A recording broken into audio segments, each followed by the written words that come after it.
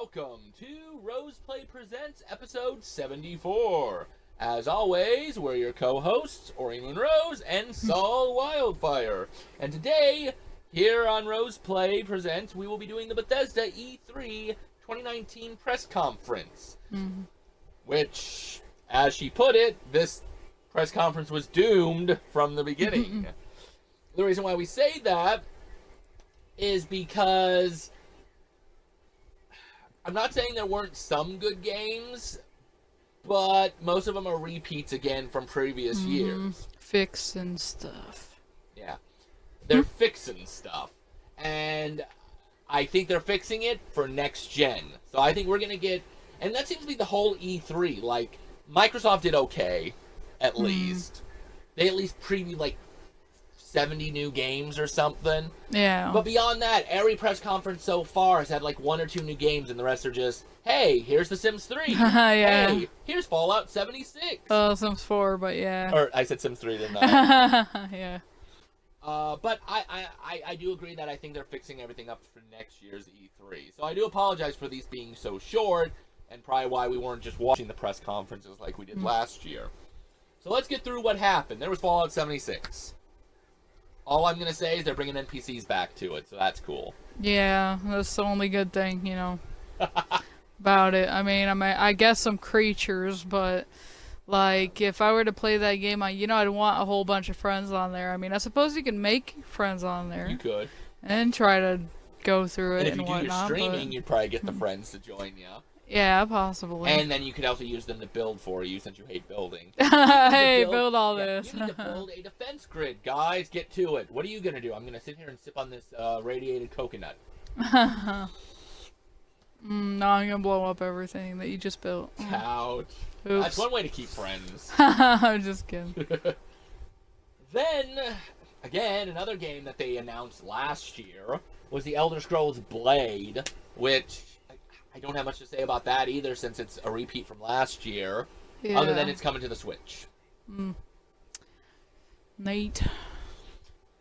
The people at Tango Game Studios, I believe that's what they're called. The ones who did The Evil Within, which... pretty good survival horror, as was played on the show. Yeah. They're doing a Ghostwire Tokyo. Unfortunately, they showed no gameplay of it. They showed a video. They say it's not horror, but they say it's a thriller, so yeah. Sneezy. I think this and another game that we saw, I think it's going to be for next gen. And I think that's why we didn't see any gameplay clips. Yeah. I really can't say much about Ghostwire Tokyo. It doesn't look too appeasing right now. If it wasn't for the fact that this is the guys behind Evil Within, I probably wouldn't even look at it twice. Yeah, true. But I might give it a shot, might look stuff up for it when the time comes. Otherwise, the trailer was basically a bunch of Asians, which of course it would be, they're in Tokyo. Yeah. Walking down the street, people disappearing with their clothes flopping to the ground, which remind me of The Rapture. And demons or monsters or something that somebody's fighting. Yeah. That was it. They brought out the next expansion to the Elder Scrolls Online, which I like Elder Scrolls. Online doesn't interest me. Then they did Commander Keen, which was a game back in the past. They're bringing it out to mobile phones. It doesn't look like my thing either. Wow, so Bethesda's just not your thing. No, and Bethesda was, I think, almost one of our top conferences 2 years running. Yeah.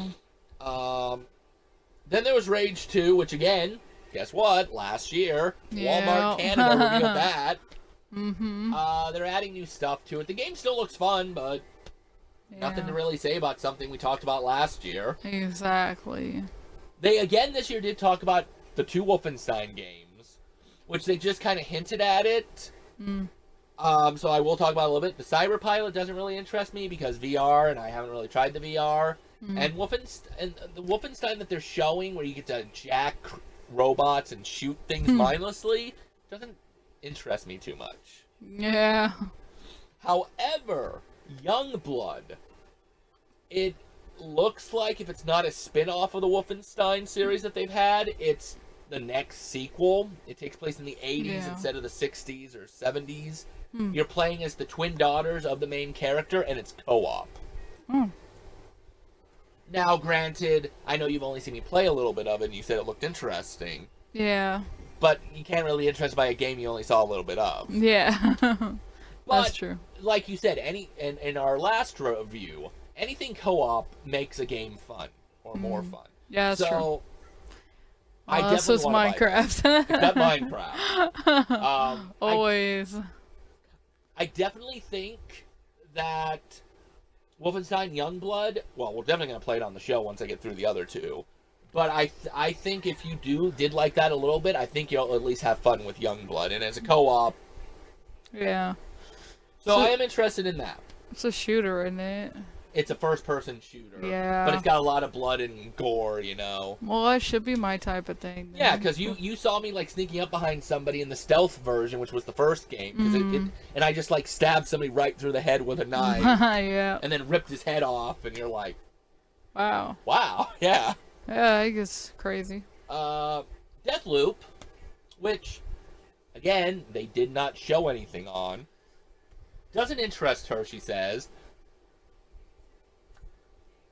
I don't know what to think. The concept looks cool. Two people thinking that they have to kill one another to end the time loop, but yet when one of them kills the other one, they just wake up back where they were.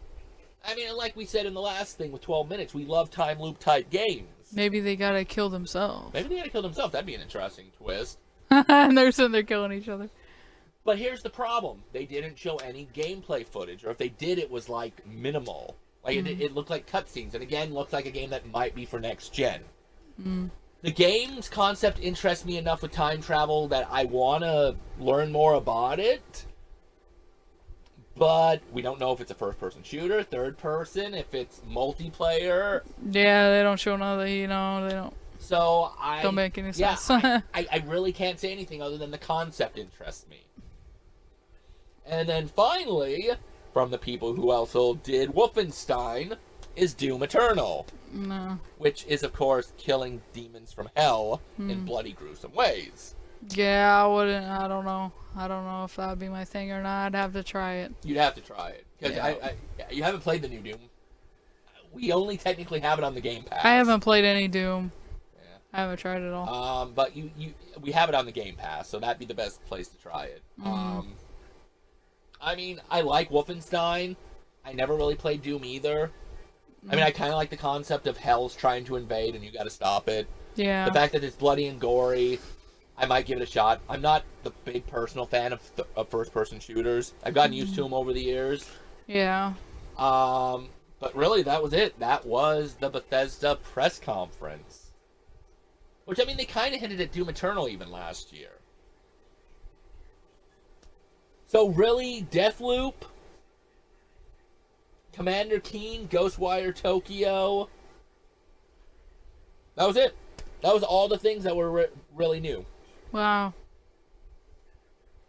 Now here comes the hardest question, especially since nothing really too much interested you. What is your pick for game of the year for Bethesda? Oh gosh, it's gonna have to be Fallout, I suppose. I haven't even tried it, but looks the best out of them all. Touche, I'll give you that. And you like Fallout 3, so it makes sense you would choose that. Gonna try it, I suppose, eventually. Honestly, the fact that they haven't really shown much gameplay for any of these, I'd love to say Deathloop. Yeah. They didn't show enough. I'd be okay with saying Ghostwire Tokyo. Didn't show enough. The only one that I can be confident on is Wolfenstein. And I like Fallout. Well, I haven't played Wolfenstein, so the only one I could be confident in is Fallout. So, and I haven't even played the 76, so... Yeah, you just seen me play Wolfenstein a little bit. So, yeah. I mean, I want to say Fallout, I really do. But I'm not really a big fan of MMOs. I mean, if it was you and me in the world together, and a bunch of our friends, sure, I'd be cool with that. But, I mean, Fallout would have been the choice if Wolfenstein didn't get shown anything. So mine has got to be Wolfenstein, if only for the fact that it's co-op and it looks like the other Wolfensteins. Alright.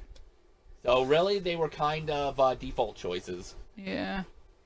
Sorry to say, Bethesda. I really hope that all the conferences going on this year, it was for the fact of they're preparing for next year. Mm. Because otherwise, They just winged it, yeah. Yeah, they just winged it this year. Everybody really just winged it. Yeah. All right, well, that's it. I'm not sure what press conference is going to be next, because our next episode is episode 75, going back to Adam's Review Corner, the top 10 worst NES games. By the time that one comes out, I'll probably know which one we're doing. So until then, remember, keep gaming. Never give up. And I suppose... We're next doomed. gen. Yeah, and we're doomed. Bethesda's doomed. Bethesda was doomed.